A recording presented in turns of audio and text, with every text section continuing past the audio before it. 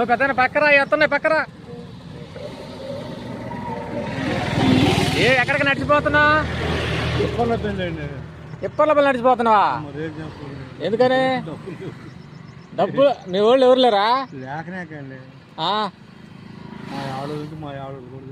చనిపోయిందా? ఏం పేరు నీ పేరు? మీ ఇంటి పేరు?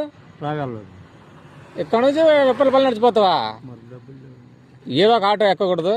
డబ్బులు లేకపోతే ఎట్లా కూడా బతనా తీసుకుని పోతారు. కానీ ఎందుకండి అంత పని వచ్చింది?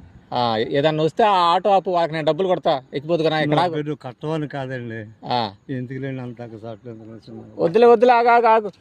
నేను ఇలా కొడతలేవు. ఏడ నడుపుతూ ముసలోడు కుర్రోళ్ళని నడలేకపోతున్నారు. పర్లేదులే కానీ, ఏం కాదులే కానీ, ఏదైనా ఆటో వస్తే ఆపుతా. నాకు అటు వెళ్ళి ఆటో వస్తే ఎప్పుడు కొత్త ఏంటిది ఆటోలు? నువ్వు ఇక్కడ నుంచి పల్లెపల్లి నడిచిపోయాక ఎంతో టైం అయిద్ది. ఇక్కడ 10 నిమిషాలు ఆగినావు అనుకో, నేను వాళ్ళకి డబ్బులు కొడతా, పోయి ఆడ దిగొచ్చు. అబ్బే నువ్వు కాదని నేను అంటలేదండి, నీ మాటనే తీసేయాలా, నీ మాటనే తీసేయాల.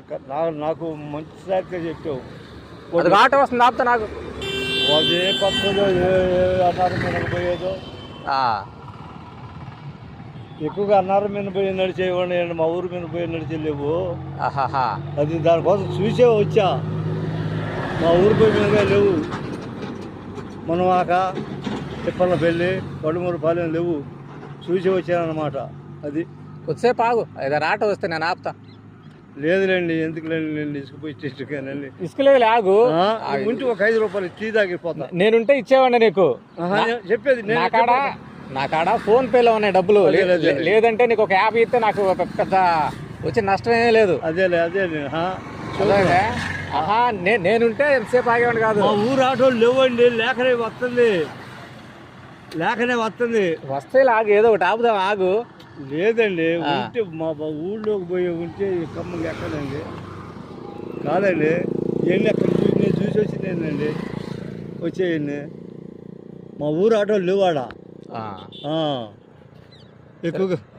ఇటు ఓడమూరు ఇటు అన్నారు మేఘ నడిచేయి. బండి ఏంది? బండి ఎవరికి? పిల్లకి తెలకాడ మనోడు ఉండదు. మీ మనోడు కొనకపోతున్నావా? నువ్వు నడుచుకుంటా పోయేటట్టయితే ఏ జాముకు పోతావు తెలీదు. సరేలేండి, లేనప్పుడు చేసేదే ఉందండి.